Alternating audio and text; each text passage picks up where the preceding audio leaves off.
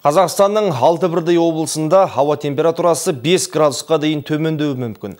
Ауа райын болжаушы мамандардың айтуынша, Ресейдің орталығында антициклон басталып, бұл Қазақстанның солтүстік шығысын басуы ықтимал. Кесірінен мамырдың соңғы күндері жаңбыр жауып, арты қарға ұласады деген болжам бар.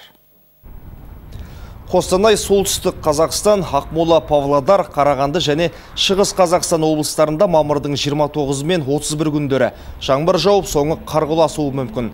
Секундына соққан желдің жылдамдығы 15-20 метрге жетіп, кей жерлерде 25 метрге дейін күшеюі күтілуде. Ал мамырдың 28 мен маусымның 2 аралығында Қостанай, солтүстік Қазақстан, Ақмола мен Павлодар облыстарында түн райы 6 градусқа дейін төмендейді. Осы орайда синоптик мамандар қазірдің өзінде сақтық шараларын қабылдау қажет деп дабыл қағуда.